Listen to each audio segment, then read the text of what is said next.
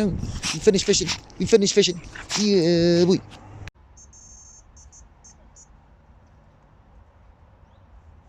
Right, here he goes. I'm out on the building site again, looking for more waters to fish. And I was just going to go into, I'm obviously walking with Scrappy. I want to go into a little bit detail of the places that I fish, just to show you what I mean. So this is the field that I always walk through, you see, and this is all a building site. In a year or two, this is all going to be houses. And these little ditches they dug out is because of the flooding. So where I'm fishing now is to another flood pond. I'm shouting because there's a lot of traffic.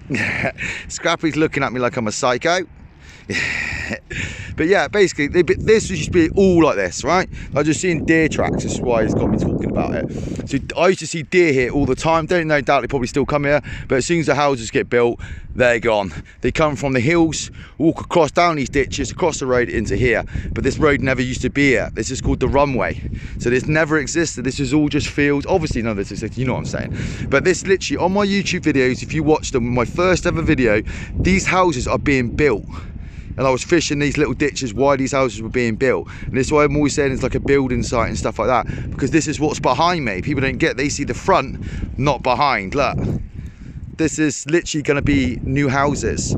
So in a year or two with my new YouTube videos, I'm going to have houses all along these little ditches that I fish. So you see how different it is. And these little ponds that they dug never existed. But the fish are coming from the old ditch out the back. They come through, and people don't get that. There's tunnels and channels going all the way through to here. So when it gets heavy flooded, they get pushed through. Fish are not stupid. They're stuck in real shallow water. They're going to follow the flow until they get to a deeper part. And that's where I find the fish. So hopefully today, we're going to go on another little building site bit and get a fish on. But I've been in this fish's pond for ages. I had a tench out of the other one. I will be going back that one today as well. I know I'm rabbiting on, but I just wanted to explain to people, like, these little ditches haven't been here long. These are not like 20-year-old ditches. They've been here a few years, like, you know. The little pond that I know has been there about 3.5 years. So yeah, right, anyway, let's get on it. I'll get set up. Yeah. So, in it, Scrap Man. Hey boy. So right, bing bang bosh, I'll catch you by the little pond. So here we go then, guys. So look, houses, little pond. With me, I have fished it a few times, but blanked. And that's the thing about finding out these places. I have to fish it, and you just don't know. So right, I'm gonna get set up, and I'll get back with you.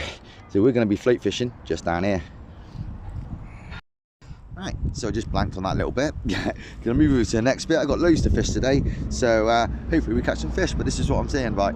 I have to blank so other people can catch. You know what I mean. Right, so bing bang bosh. Right then, guys, I blanked. I actually blanked on 2 little ponds. I was there for about 1.5 hours, and this is what I said about this type of fishing. But I came here the other day and I was saying to you that the diggers had destroyed it a little bit. And have a look at this. This is the little pond. Look what's happened. This was all reeds and that. You've ripped it all down. And they, Scrap Man, you ripped it all down. So yeah, it looks completely different now.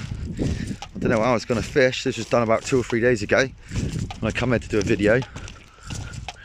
Still never caught anything out of that. Fished it loads, never caught a fish out of it.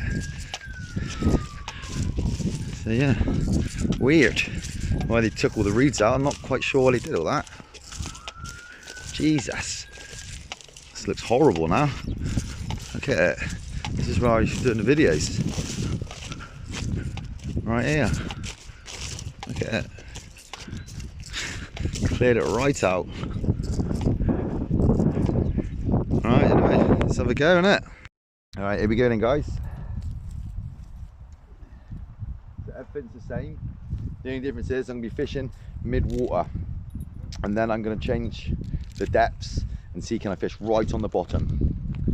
But it's much nicer here. There's no cars, no traffic. People, but there's no traffic. You can hear the diggers in the background. Obviously put bait in.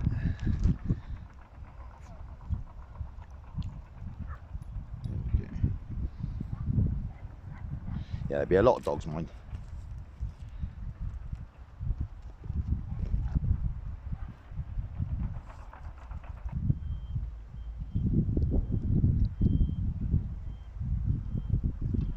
Okay, guys.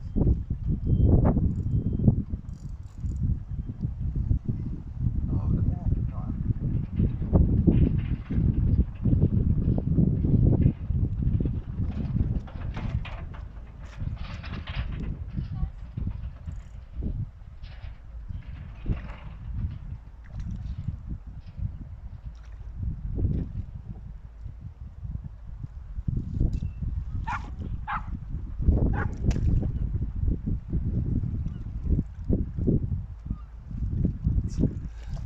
big roach.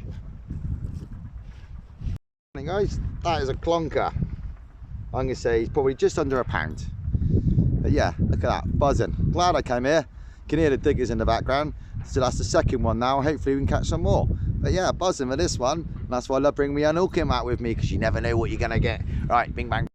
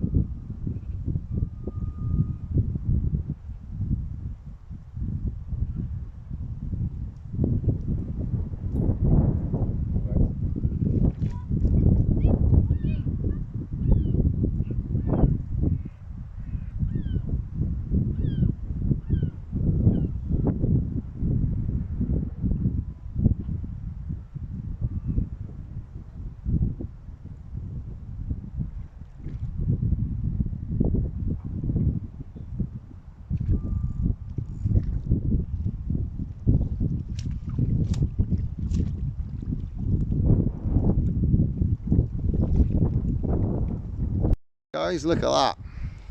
Absolute old warrior. Full of black spot. Really cracking old roach that is. Got hold of him. And I got my unhooking mat, obviously. Right, so I'm going to get him back in, this old boy. Yeah, good old fight on the float rod, man. Good afternoon. Boom.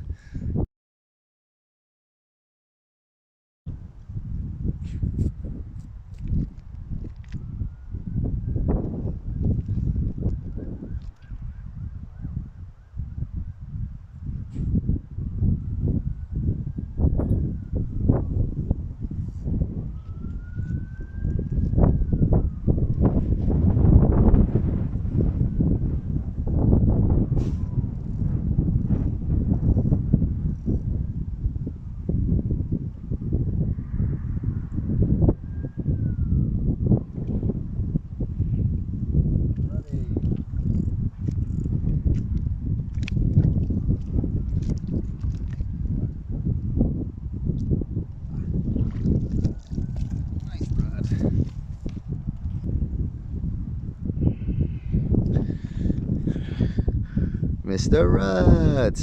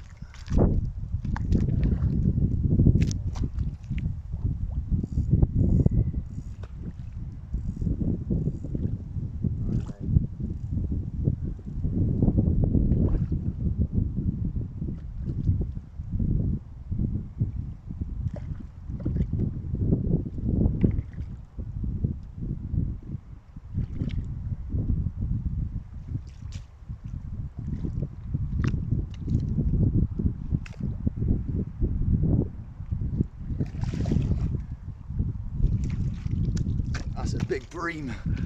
Big breamy. Alright then, the fighting fisherman's done it again, hasn't he? Look at this. On the old float. Well, a lovely, lovely summer's day. It's not even summer, what we're talking about. Winter's day with the sun out. But look at that. Absolute beaut. Buzzing with this. Absolutely I am, honestly. So I've been here about 2 hours now, but every time I've had a fish, they have been clonking. So yeah, buzzing with this beast. So yeah, I'm gonna have one or two casts, and then I'm gonna But yeah, so I would say that's about £2. But I have a little wild pond. You've seen the fight on the float rod, it's crazy, wasn't it? So yeah, absolutely buzzing. £4 line, nice stick float, waggler float, and a size 14 hook. Boom, Mr. Bread has done it again. So yeah, I've really enjoyed today. It's been really good fun just to get out and catch fish, you know what I mean?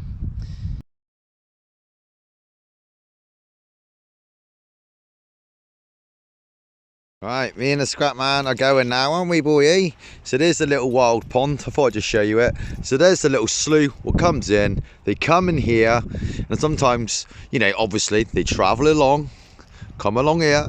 Seems crazy, but they do.